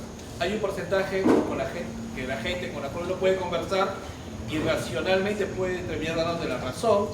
Bueno, quiebra uno ese panel que hay, que ha construido los medios de comunicación, esa coraza informativa sobre esa persona, y racionalmente uno puede llegar a entender. Pero hay un porcentaje importante de la población, no sé si con menos información, pero que sí yo sé que atraviesa todos los sectores sociales, que odian al kirchnerismo y odian a Cristina. Y eso no se puede explicar desde el macizo ideológico, me parece, porque el macizo ideológico de una u otra manera propone algún tipo de racionalidad. En alguna manera, esto es sentimiento irracional y no hay manera de quebrarlo, ya con ninguna forma de, como usted dijo, yo le puedo mostrar a alguien que este sujeto está robando y no lo va a creer. Y esto es lo que nos pasa con ese sector de la población en Córdoba. No hay forma de poder quebrar eso. No sé si a usted se le ocurre una estrategia. Porque se ha intentado mucho. Chocarlo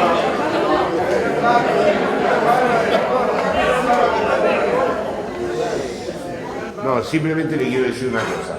No es que una cosa sea racional y otra irracional. Hay un texto de Lacan que se llama La razón después de Freud. Es racional, pero no está en la racionalidad a la que estamos acostumbrados a definir como racionalidad. O sea que no es un problema de decir, ese reparto entre lo racional y lo irracional debe ser examinado, porque no es irracional, es en todo caso construido con una racionalidad que en todo caso no está pensada en determinadas tradiciones, especialmente las políticas. Pero por ejemplo en la tradición psicoanalítica no solo no sería irracional, es decir, no es irracional. Mire, por ejemplo, Althusser sirve para ver eso. La gente vota contra sus intereses, todos los políticos del mundo se lo preguntan. Según Lacan, alguien reconoce su imagen en el espejo, porque no se ha desarrollado suficientemente para reconocerse desde sí mismo. Está incoordinado motrizmente, su información propioceptiva es insuficiente y la imagen le anticipa su propio desarrollo. Y Lacan dice, pero en ese momento es donde se instituye la identificación. Pero esta identificación no es eficaz si no aparece un otro que dice, tú eres eso. Ahora hay que ver quién es ese otro. Para que nosotros digamos, la gente vota contra los intereses, estamos pensando simplemente en que los intereses de esa persona son sus intereses económicos, sus intereses... No, esa es una teoría muy pobre del sujeto. El sujeto votó en contra de sus intereses económicos, en contra de los intereses de su familia, a favor de su propio daño, pero tal vez votó profundamente a favor de su interés. Lo que pasa es que no hay una teoría que dé cuenta de ese interés.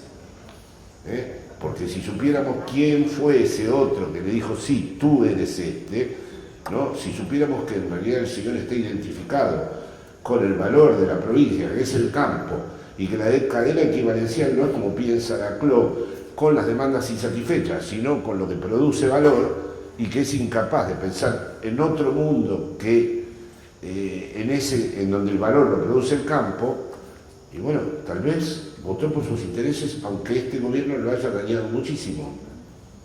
Pero es que el concepto de interés no es lo que dicen los economistas, ni lo que dicen los políticos. Hay que transformarlo radicalmente y entender, para transformarlo radicalmente, cómo está constituido el sujeto. Y entonces sí, podemos hablar de racionalidad o no racionalidad en una nueva lógica.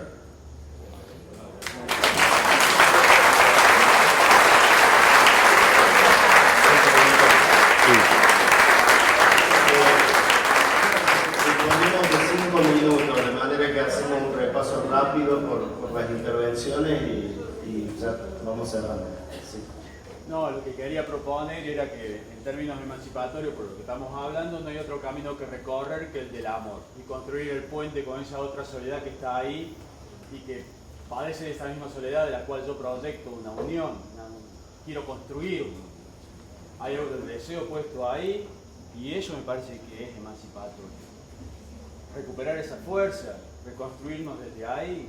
No, en eso que decís vos que votó a favor de sus intereses, yo creo que votó para no verse constituido por ese otro que lo constituía como choriplanero, como vago, haragán. Votó para no ser esa imagen que le devolvió a alguien que lo subjetivó mal. Por ejemplo. Recuperarle un lugar de apertura a ese otro. Desde Vamos abriendo el seminario así, ¿ves? Así es como... Creo que es ahí.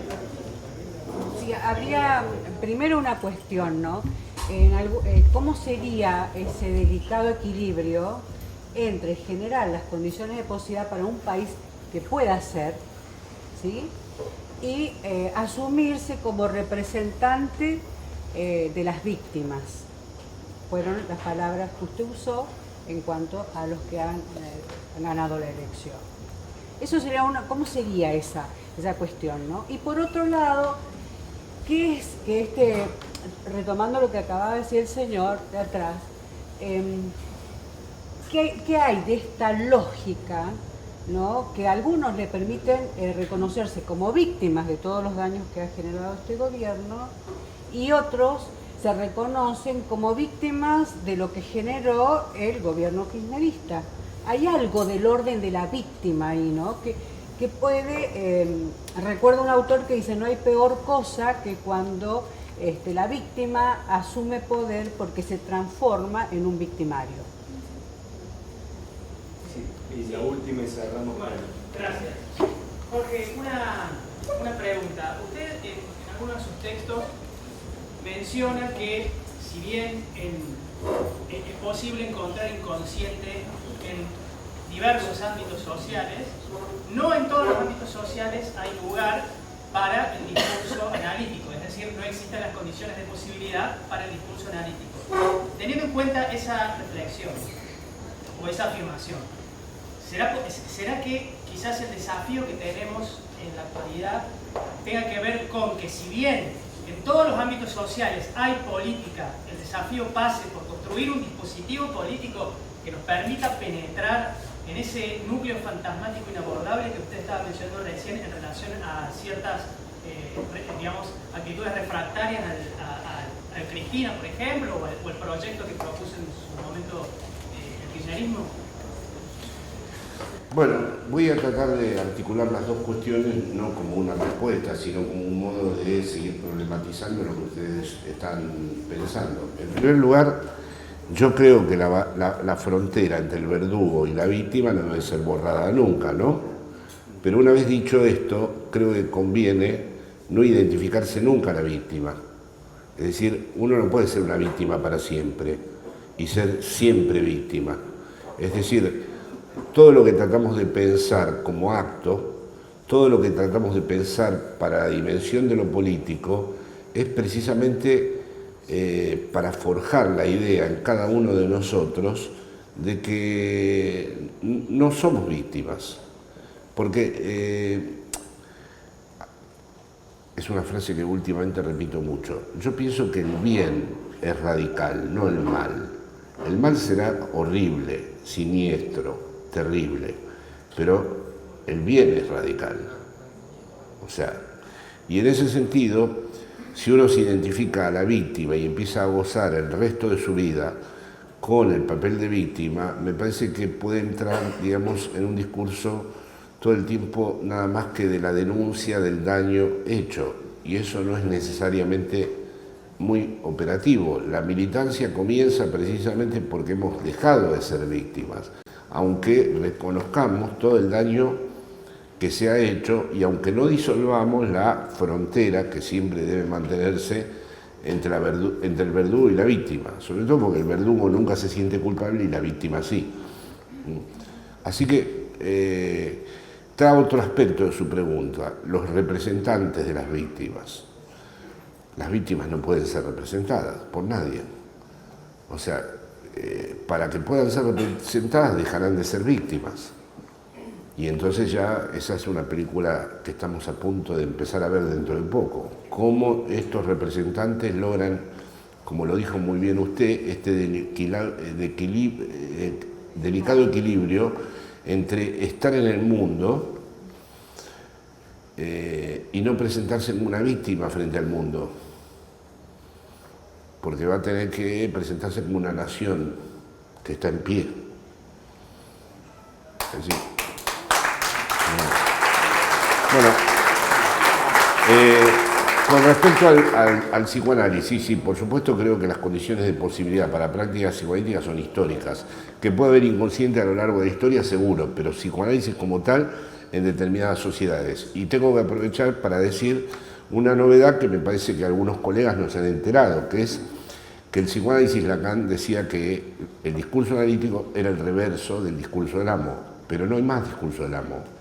El discurso capitalista ha destruido el discurso del amo. Por lo tanto, el discurso del amo eran las tradiciones, eran la fortaleza que tenían determinados legados simbólicos en su permanencia. El discurso capitalista no tiene reverso. Por lo tanto, debe haber un nuevo interrogante para el psicoanálisis, es un debate que mantengo con mis colegas, sobre cuál es su sentido histórico en la época en donde ya no es el reverso del discurso del amo, donde tiene que vivir en un mundo en donde el discurso del amo fue destruido. Y por lo tanto, también tiene que realizar prácticas clínicas con sujetos que no están ya configurados como los textos clásicos del psicoanálisis lo indicaban. Luego, a mí me interesaría muchísimo llevar el psicoanálisis a la política, y me interesaría que los políticos escucharan, no que se psicoanalizaran, eso ya es una decisión personal de ellos, pero escucharan algunos de los argumentos psicoanalíticos. Pero los psicoanalistas, en mi escuela, tuve un debate feo con respecto a esto, quisieron hacer lo contrario, llevar la política a las escuelas psicoanalíticas, y el resultado ha sido un mamarracho de grandes proporciones, porque no están precisamente, me parece, muy preparados para eso, pero bueno, porque como de costumbre su inicio fue la condena a Venezuela, o sea que esto da la idea de a partir de ahí que vino después. Y después el lacanopopulismo y el lacano-kirchnerismo, etcétera, etcétera. Entonces, no, mi idea sí es llevar ciertas... En el siglo XXI, uno de los grandes desafíos que tienen las teorías políticas que quieran seguir manteniendo un horizonte de emancipación es pensar cuestiones relativas al sujeto con los instrumentos del psicoanálisis. Bueno, considerando que estamos en épocas de crisis atencional, estar más de 2 horas aquí hablando de estas cosas, escuchándolo el maestro, la verdad que me parece que es una verdadera fiesta. Así que muchísimas gracias por la presencia y sobre todo...